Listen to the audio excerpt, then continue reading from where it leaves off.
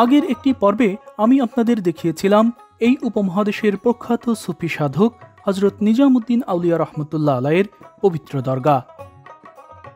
এছাড়াও দেখিয়েছি আজমিরের হজরত খাজা মঈনুদ্দিন চিশতি রহমতুল্লাহ আলাই এবং পানিপথের বিখ্যাত আউলিয়া হজরত বু আলী শাহ কালান্দার রহমতুল্লাহ আলাইয়ের পবিত্র দরগা। একই সঙ্গে তুলে ধরেছি তাদের জীবন ইতিহাস।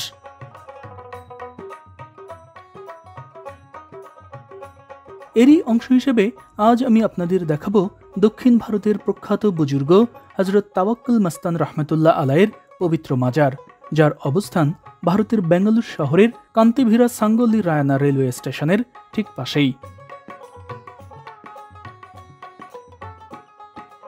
হ্যাঁ দর্শক, আজ আপনি এমন এক আউলিয়া সম্পর্কে জানতে যাচ্ছেন যিনি ইবাদতরত অবস্থায় মারা গিয়েছিলেন এবং তিনি তার ইবাদত এতই মনোযোগের সাথে করছিলেন যে তিনি যে মারা গেছেন এটা কেউ বুঝতেই পারেনি।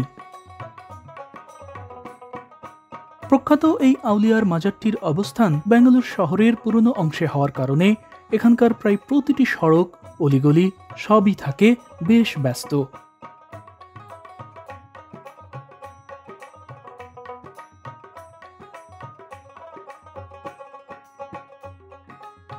তবে সব কিছু ছাপিয়ে আপনি যখন দরগার কাছাকাছি চলে আসবেন তখন সবার আগে চোখ পড়বে এখানকার 4টি সুউচ্চ মিনার সম্বলিত এই মসজিদের দিকে।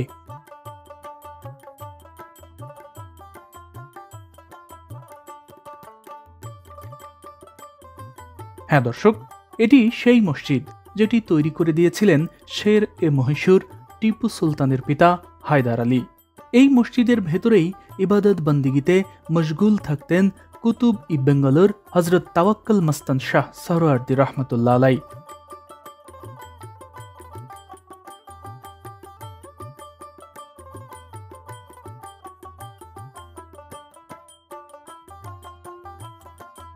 এখানে মূল মাজারে প্রবেশের আগে এর ফটকের পাশেই বেশ কিছু দোকান গড়ে উঠেছে, যেখানে ফুল, আতর, তাসবিহ সহ পাওয়া যায় রঙিন কাপড় এবং সুতা।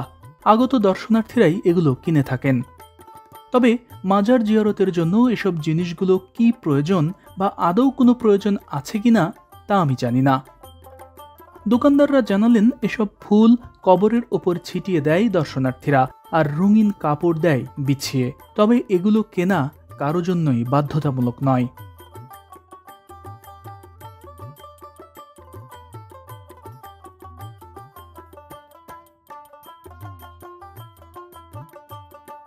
তবে এখানকার পাশের এই দোকানটি ছিল নজর কাড়ার মতো। দোকানটিতে এমন সব মোহনীয় নকশায় মোড়ানো আরবি ক্যালিগ্রাফি রয়েছে যা যে কারো ভালো লাগবেই।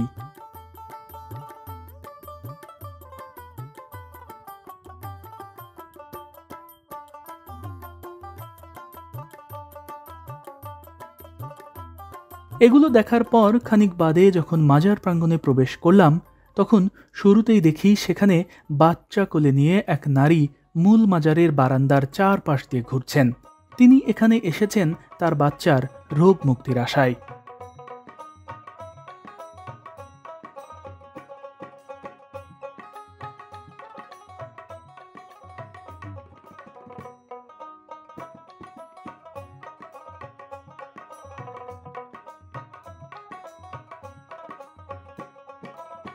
একটু পর ভেতরে প্রবেশ করে দেখি এখানকার এক খাদেম একটি ছোট্ট বাচ্চাকে কবরের উপরে ধরে রেখে কবরে শায়িত ব্যক্তির দোয়া নিচ্ছেন আর পাশের একজন করছেন কবরে সিজদা।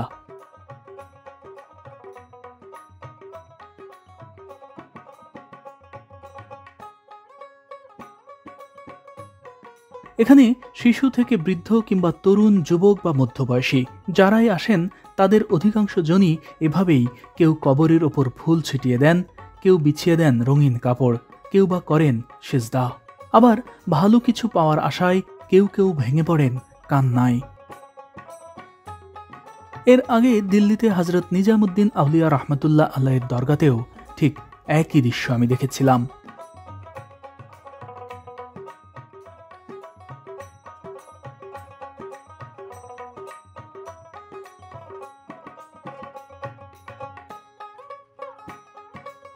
শুধু এগুলোই নয়, মনের আশা পূরণের আশায় কেউ কেউ এখানকার সুনির্দিষ্ট জায়গায় বেঁধেছেন সুতা এবং তালা।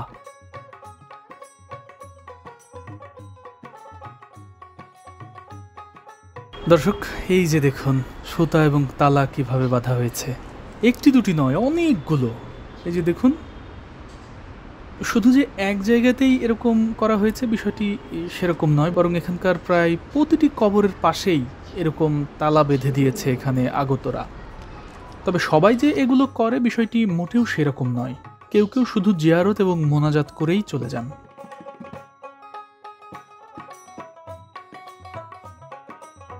দর্শক মণ্ডলী, কবরে এভাবে সিজদা করাকে এখানকার ভক্ত আশিকানরা তাজিমি সিজদা বলে থাকেন। তবে কবরে এভাবে সিজদা করা ইসলাম সম্মত কিনা, কিংবা মনের আশা পূরণের আশায় দেয়ালে এভাবে সুতা বাঁধা যায় কিনা, আমি যেহেতু ইসলামিক স্কলার নই, তাই এই বিষয়গুলোর উপর কোনো মন্তব্য করছি না। আমি এই ভিডিওতে শুধুমাত্র মাজারটিতে নিজে চোখে যে ধরনের কর্মকাণ্ড হতে দেখেছি সেটাই তুলে ধরছি মাত্র।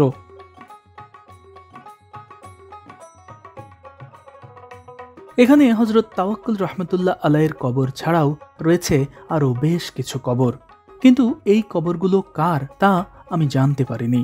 তবে এখানকার সবগুলো কবরের উপরই রঙিন কাপড় বিছিয়ে দেওয়া হয়েছে, আর কোনো কবরের পাশে জ্বালিয়ে দেওয়া হয়েছে প্রদীপ শিখা।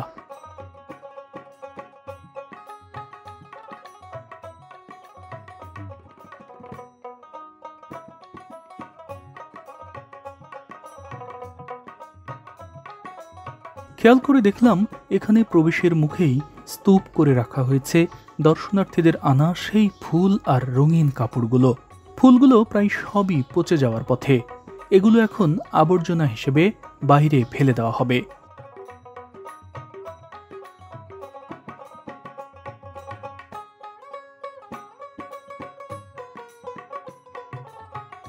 ये हज़रत तवक्कुल मस्तान शाह सहरवर्दी का दरबार है।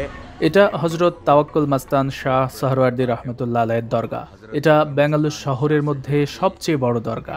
এই দরগাটি টিপু সুলতানের পিতা হায়দার আলীর জামানার। এখানে হিন্দু মুসলমান সব ধর্মের মানুষই আসে। জাত ধর্ম কোনো কিছু আলাদা নয়, এখানে সব এক। জিয়ারত कर कर जाते रहते हैं। उधर जात धर्म कोई नहीं, सब एक उधर।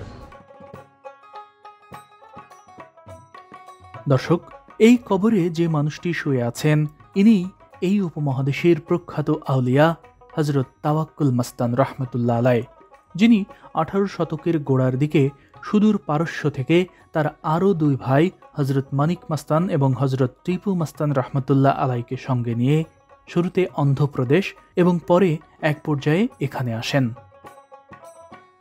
আগের পর্বে আমি আপনাদের বেঙ্গালুরুর যে এক অভিশপ্ত প্রাসাদ দেখিয়েছিলাম, যেখানে গভীর অমাবস্যায় এখনও কেউ যাওয়ার সাহস পর্যন্ত করে না, সেই পুরনো দুর্গটি টিপু সুলতানের পিতা হায়দার আলী তার শাসনামলে কোনোভাবেই পুনর্নির্মাণ করতে পারছিলেন না।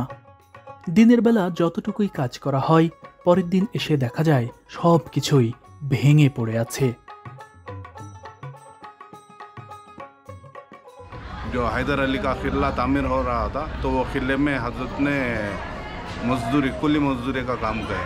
ওই দুর্গটি যখন বারবার ভেঙে পড়ছিল, তখন এই হযরত সেখানে কুলি মজদুরের কাজে যোগ দিয়েছিলেন, আল্লাহর দরবারে দোয়াও করেছিলেন। এ সময় সঙ্গে ছিলেন তার বাকি দুই ভাই হযরত টিপু মাস্তান এবং হযরত মানিক মাস্তান রহমতুল্লাহ আলাই।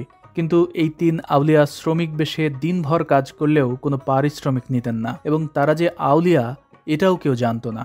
আর পারিশ্রমিক না নেওয়ার এই বিষয়টি এক পর্যায়ে হায়দার আলীর কান পর্যন্ত পৌঁছে যায়। তখন তিনি এই তিন শ্রমিক আসলে কে তা জানতে গোয়েন্দা নিযুক্ত করেন, এবং এক পর্যায়ে জানতে পারেন যে এই তিনজন আসলে কোনো কুলি মজদুর নয়, ওনারা অনেক বড় মাপের সাধক। তখন হায়দার আলী হযরত তাওয়াক্কুল রহমতুল্লাহ আলাইয়ের কাছে আসেন এবং তাকে জানান যে তিনি তার জন্য কিছু করতে চান।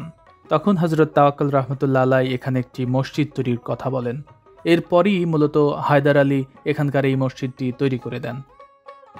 এ ধরনের অনেক ঘটনা বা কারামতি হযরতের আয়ত্তে ছিল, কিন্তু কারামত সম্পর্কে এর চেয়ে বেশি কিছু বলা ঠিক হবে না, কারণ এখানে হিন্দু মুসলিম সবাই আসে, সবারই উপকার হয়। अल्लाह का है करामत, लेकिन वो बता नहीं सकते। जो भी हिंदू मुसलमान सिख ईसाई हैं, बाबा के पास मेल मिलाप से आते हैं, सबको इधर से फैज़ मिलता है, सब फैज़ पाके जाते हैं। হ্যাঁ দর্শক, প্রখ্যাত আউলিয়া হযরত তাওয়াক্কুল রহমতুল্লাহ আলাই এবং তার ভাইদের উপস্থিতি এবং দোয়ার কারণে এখানকার কেল্লা থেকে অভিশপ্ত খারাপ আত্মা বা জিন চলে যায়। এরপর দুর্গটি বাধাহীনভাবে তৈরি হয়। ওই ঘটনার পরই মূলত হযরত তাওয়াক্কুল রহমতুল্লাহ আলাইয়ের দরগা চত্বরের পাশে এই মসজিদটি তৈরি করে দেন টিপু সুলতানের পিতা হায়দার আলী, যেখানে হযরত তাওয়াক্কুল রহমতুল্লাহ আলাই রাতভর ইবাদতে মশগুল থাকতেন। মোট দুইটি ইমারত এখানে এলে আপনারা দেখতে পাবেন। একটি হচ্ছে দরগায় প্রবেশের গেট, সবুজ ও সাদা রঙের সংমিশ্রণে। আর এক পাশে রয়েছে এই ইমারতটি, এটি মূলত মসজিদ। এখন যেটি আপনারা দেখতে পাচ্ছেন এটি মসজিদ, এবং এই মসজিদটি টিপু সুলতানের পিতা হায়দার আলী তৈরি করে দিয়েছেন। এবং এই মসজিদটি ওই সময় এমনভাবে তৈরি করা হয়েছিল যেটি আজ পর্যন্ত, অর্থাৎ মসজিদটি তৈরির প্রায় 350 বছর পরও এখনও ঝকঝকে রয়েছে। তবে এখানে তার একটি বিশেষ কারামতের কথা লোকমুখে প্রচলিত আছে। তা হল, তিনি যখন এই দুর্গ তৈরিতে দিনমজুরের কাজ করছিলেন, তখন অন্য শ্রমিকরা মাথায় করে পাথর টানলেও তাওয়াক্কুল রহমতুল্লাহ আলাইয়ের ইশারাতেই তার পাথরগুলো নিজের হাতের কাছে চলে আসছিল। এই দৃশ্য দেখে অন্য শ্রমিকরা তার কাছে এসে তার পরিচয় এবং তিনি কোথায় থাকেন তা জানতে চান। তখন হযরত তাওয়াক্কুল রহমতুল্লাহ আলাই তাদের বলেন, আল্লাহর দুনিয়ায় মানুষের থাকার জায়গা একটাই, সেটা হলো কবরস্থান। অর্থাৎ আজ যেখানে তার মাজার রয়েছে, এই জায়গাটি ওই সময় ছিল কবরস্থান, এবং সেই কবরস্থানের এক কোলে তিনি রাতভর ইবাদতে মশগুল থাকতেন। শুধু তাই নয়, হযরত তাওয়াক্কুল রহমতুল্লাহ আলাই নিজের কবর নিজেই খনন করেছিলেন। কবর খননের পর তিনি এই মসজিদে নামাজ আদায়ের পর বিভিন্ন নফল ইবাদত করছিলেন। ঠিক এই সময় ধ্যানরত অবস্থায় তিনি ইন্তেকাল করেন। কিন্তু তিনি যে মারা গেছেন এটা কেউ বুঝতেই পারেনি। অন্য মুসল্লিরা যখন এখানে নামাজ আদায় করতে আসেন, তখন তারা খেয়াল করেন যে হযরত তাওয়াক্কুল রহমতুল্লাহ আলাই গভীর ধ্যানে বসে রয়েছেন। এভাবে 2 দিন অতিবাহিত হয়, কিন্তু তিনি যে মারা গেছেন এটা কেউ ধারণাও করতে পারেনি। এভাবে 2 দিন অতিবাহিত হওয়ার পর মুসল্লিদের মনে সন্দেহ হয়। তখন তারা কাছে এসে দেখেন কুতুব-ই-ব্যাঙ্গালোর হযরত তাওয়াক্কুল রহমতুল্লাহ আলাই আর নেই।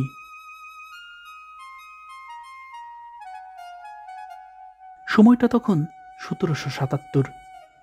হযরত তাওয়াক্কুল রহমতুল্লাহ আলাইয়ের মৃত্যুর পর তাকে তার পূর্ব নির্ধারিত স্থানেই দাফন করা হয়, এবং তার কবরের ওপর এই সমাধিসৌধটি তৈরি করে দেন টিপু সুলতানের পিতা হায়দার আলী। টিপু সুলতান নিজেও এখানে দিয়েছেন নানা ধরনের অনুদান। আজ এই ব্যাঙ্গালোর এবং এর আশেপাশের অঞ্চলে যত সংখ্যক মুসলিম সম্প্রদায় দেখা যায়, তার একটা বিরাট অংশই এই তাওয়াক্কুল রহমতুল্লাহ আলাইয়ের কারণেই ইসলামের আলোর দিকে ধাবিত হয়েছেন। অন্ধ্রপ্রদেশ, কর্ণাটক এবং তামিলনাড়ুর বিভিন্ন অঞ্চলেও ইসলাম প্রচারের ক্ষেত্রে অনবদ্য অবদান রয়েছে এই হযরত তাওয়াক্কুল মাস্তান শাহ সরওয়ার্দী রহমতুল্লাহ আলাইয়ের। কিন্তু সময়ের ব্যবধানে তার এই দরগায় মনের আশা পূরণের আশায় মানুষ যেভাবে কবরকে সিজদা করছে, ফুল ছিটাচ্ছে, সুতা কিংবা তালা বেঁধে দিচ্ছে, কিংবা রোগ মুক্তির আশায় যেভাবে তাওয়াফ করছে, এগুলো দেখে আমি রীতিমতো স্তম্ভিত হয়েছি, অবাক হয়েছি।